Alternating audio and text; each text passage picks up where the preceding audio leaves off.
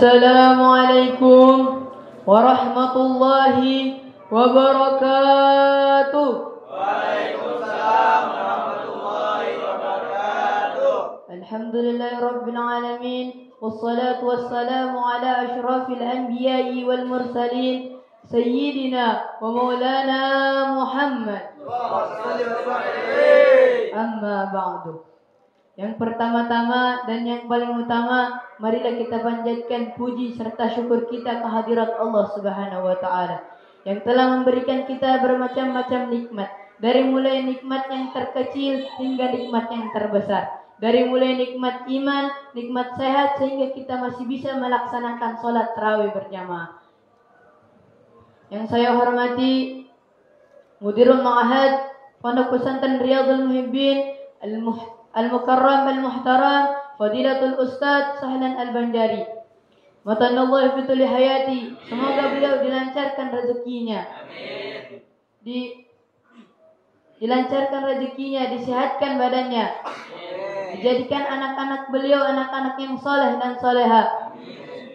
Dan serta istri beliau jadikan istri yang soleh soleha. Amin amin ya rabbal alamin. Salawat serta salam tidak lupa kita manjatkan kepada baginda yang mulia, Nabi yang rela berkorban demi umatnya. Siapa beliau? Nabiuna Muhammad sallallahu alaihi wasallam. Yang salawatnya yang berbunyi Allahumma shalli ala sayyidina Muhammad. Hadirin jamaah rahimakumullah. Di bulan Ramadan ini, bulan Ramadan adalah bulan yang bertuah, bulan ibadah, bulan yang diturunkan Al-Quran, bulan Lailatul Qadar, dan bulan yang hanya terjadi setahun sekali. Dan marilah kita memanfaatkan bulan yang hanya terjadi setahun sekali ini untuk saling memaafkan dan saling memberi nasihat. Rasulullah sallallahu alaihi wasallam bersabda, "Idza da'a Ramadhanu futihat abwabul jannah wa ghulliqat abwabun nar wa suffidat syayatin." Ketika datangnya bulan Ramadan, dibukakannya pintu-pintu surga, ditutupnya pintu-pintu neraka, dibelenggunya syaitan atau dipenjaranya syaitan. Imam Ibnu Rajab mengomentari tentang hadis ini, sebagaimana orang yang beriman tidak senang, tidak gembira ketika dibukakannya pintu-pintu surga. Sebagaimana orang yang pernah berbuat dosa kepada Allah, orang yang pernah bermaksiat kepada Allah, sebagaimana dia tidak gembira ketika ditutupnya pintu-pintu neraka. Sebagaimana orang yang berakal tidak gembira ketika dibelenggunya syaitan, dipenjaranya syaitan. Ulama salaf terdahulu juga bersungguh-sungguh berdoa agar dipertemukan oleh Allah kepada bulan Ramadan.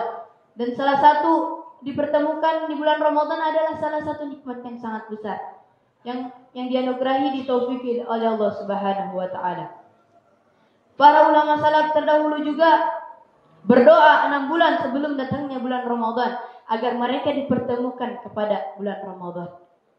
Mereka berdoa 6 bulan berikutnya agar amal-amal soleh yang mereka kerjakan agar diterima oleh Allah Subhanahu wa taala.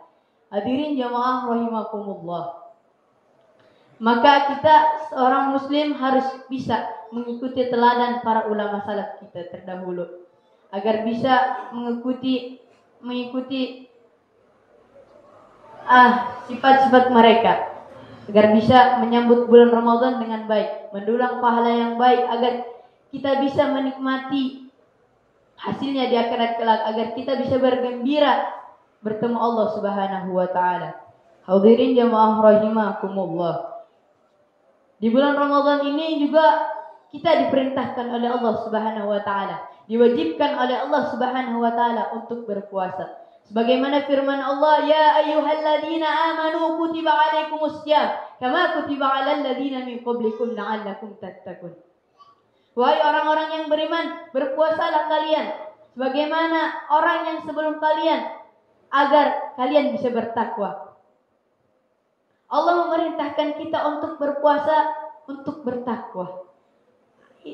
Berpuasa itu Allah memerintahkan kita untuk berpuasa, ada hikmah di baliknya, agar kita bisa bertakwa kepada Allah. Kalau kita tidak bisa bertakwa kepada Allah Subhanahu wa taala, maka kita nggak bisa jalan lurus kepada Allah Subhanahu wa taala. Maka kita menjalankan taat kepada Allah itu dengan kemaksiatan. Jadi kalau kita puasa, jadi bertambah takwa kita. Bertambah takwa kita. Hadirin jamaah rahimakumullah. Puasa itu juga ada tiga kondisi. 3 tingkatan. Ada puasa dijelaskan di dalam kitab Ihya Ulumuddin yang dikarang oleh Al-Imam Ghazali, ada 3 tingkatan, yaitu puasa awam, puasa khusus, dan puasa khususil khusus. Puasa awam adalah hanya menahan haus dan lapar saja. Menahan haus dan lapar. Dia tidak bisa menjaga matanya, dia tidak bisa menjaga pandangannya. Itu masuknya puasa awam. Kalau puasa khusus adalah puasa menghindar dari kemaksiatan. Bukan dia tidak hanya menahan haus dan lapar saja, dia juga menahan pandangannya dari kemaksiatan. Seluruh badannya berpuasa pada Allah Subhanahu wa taala. Yang ketiga yaitu puasa khususil khusus. Puasa khususil khusus adalah puasa wali. Puasanya orang wali. Itu kalau puasa khusus itu udah ciri-ciri puasa wali. Tapi kalau puasa khususil khusus itu adalah puasa wali. Itu main hati. Dia tidak hanya menahan haus dan lapar, dia juga menjaga hatinya. Menjaga hatinya agar tidak bermaksiat kepada Allah Subhanahu wa taala. Hadirin jamaah rahimakumullah. Ada puasa ini yang tidak dijelaskan di dalam kitab Ihya Ulumuddin. Yaitu puasa yang orang yang puasa yang dari pagi sampai sore 15 lagi mau azan maghrib baru dia bangun. Itu nggak tahu puasa dari mana. Itu saya pulang kampung ke Medan. Terus saya melihat saudara saya lagi tidur dari pagi sampai sore. Terus bapak saya bilangin, kamu ini puasa apaan? Kamu gak bangun dari pagi sampai sore, kamu tidur aja. Itu namanya, kata bapak saya, puasa ular. Saya nggak tahu itu maksud puasa ular apaan. Saya tidak mendalami kata-kata bapak saya itu. Tapi kalau kata Habib Hashim yang di Darussalam kemarin, itu orang koma. Orang koma itu ada 2 tingkatan. 2 kondisi. Ada yang koma sengaja, ada yang koma yang tidak sengaja. Koma yang sengaja itu yang dimaksud oleh Habib Hashim, yaitu dari pagi sampai sore tidur. Itu orang koma, kata Habib Hashim. Tapi kalau koma yang tidak disengaja itu penyakit parah. Dia sakit parah. Itu koma yang tidak disengaja. Maka kita di bulan Ramadan ini kita menghindari puasa-puasa ular itu dan orang koma itu. Karena kalau kita seperti orang itu, seperti puasa ular itu, amal apa yang kita tingkatkan di bulan Ramadan? Takwa apa yang kita tingkatkan di bulan Ramadan? Apa yang akan kita bawa bekal di akhirat nanti?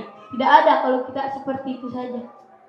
Maka kita di bulan Ramadan ini harus bersemangat mengumpulkan amal-amal yang baik agar kita bisa membawa ke akhirat nanti.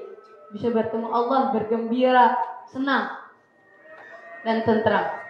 Hadirin jemaah rahimakumullah.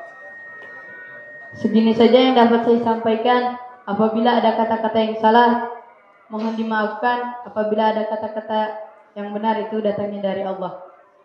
Assalamualaikum warahmatullahi wabarakatuh. Waalaikumsalam warahmatullahi wabarakatuh.